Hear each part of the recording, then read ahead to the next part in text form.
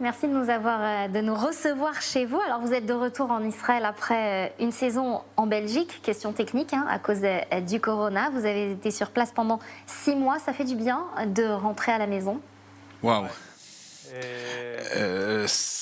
Je dois dire que c'était vraiment une période très difficile. Ça fait déjà 18-19 ans que je fais de la compétition, y compris à l'étranger. Et là, ça a été vraiment difficile, d'abord à cause du coronavirus. J'ai dû emménager en Belgique, même si j'aime beaucoup la Belgique. Mais y vivre pendant cette période du coronavirus, c'était très difficile. Et revenir en Israël avec les confinements. Mais peu importe, je suis revenu en Israël avec une coupe, avec le championnat. Et il fait beau, il y a du soleil. Tout est cool. Ce n'est pas comme l'Europe et vraiment, je me sens vraiment beaucoup mieux ici. Alors on va revenir dans quelques instants justement sur le championnat et NASCAR. C'est quoi le premier sentiment? On vous voit dans plein des compétitions que vous avez faites et que vous avez remportées. On vous voit monter sur la voiture, sortir le drapeau israélien. C'est quoi le premier sentiment quand on franchit la ligne d'arrivée? Lorsque je suis sorti de la voiture, je suis tombé par terre et avec toute l'équipe, on a travaillé tellement dur pendant cette saison. Ils sont tous venus me féliciter. On s'est embrassés. C'est vraiment un travail d'équipe, pas seulement la mienne, mais avec toute l'équipe belge. C'est vraiment des frères d'armes, c'est cette équipe. Qu'est-ce qu'il y a dans le fait d'être israélien qui vous a aidé d'après vous? Qu'est-ce que vous avez pris avec vous dans vos bagages et qui a fait que vous en êtes là aujourd'hui? Je crois que parce que je viens d'Israël et qu'il n'y a pratiquement pas de sport mécanique en Israël, on en est au tout début, on a construit certains circuits, mais je viens d'un pays où il n'y a pas de sport mécanique et donc je dois travailler plus pour parvenir à un niveau élevé, c'est-à-dire que j'ai un handicap au départ et je crois que c'est ma mère qui a permis que je sois au niveau auquel je suis aujourd'hui et je crois que c'est ça. Alors c'est bien sûr un désavantage parce que mon point de départ n'était pas le même qu'un pilote français ou belge, mais d'un autre côté j'ai beaucoup travaillé et ça m'a permis même de dépasser ce niveau à mon avis.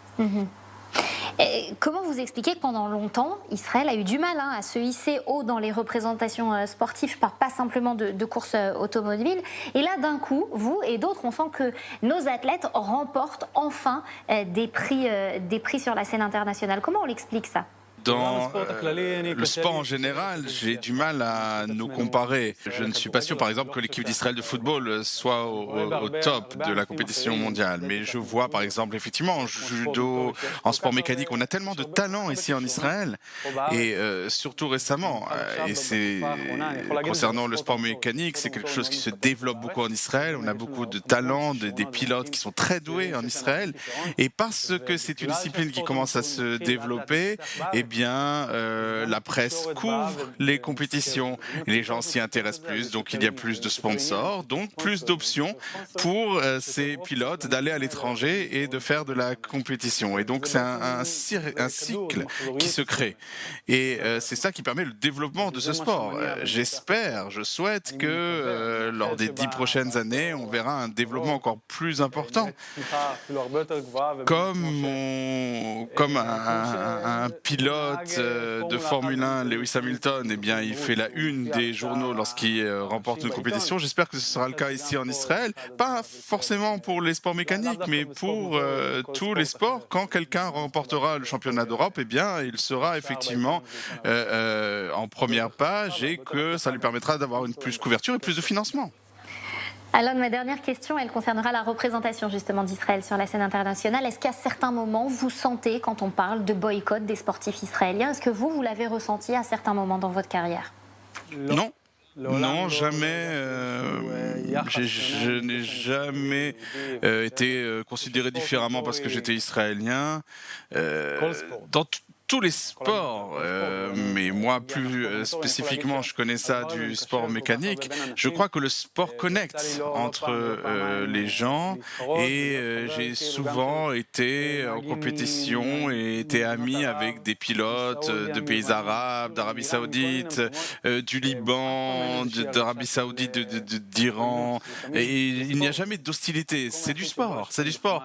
Et le seul endroit où on se bat, c'est sur le circuit. En dehors du circuit, on est tous amis et c'est quelque chose qui est alors, particulier un message au sport. pour les enfants qui vous regardent, qui ont les yeux qui brillent, puisque vous aussi, vous avez été cet enfant qui rêvait de devenir ce compétiteur que vous êtes aujourd'hui. Un message d'espoir, d'envie, de travail, un message que vous avez envie de passer à la jeune génération. Je crois qu'une des choses que j'ai apprises dans toute ma carrière sportive, c'est le travail et la patience. C'est la clé pour réussir, ne jamais renoncer, ne jamais désespérer, et avec la patience, les choses s'arrangent.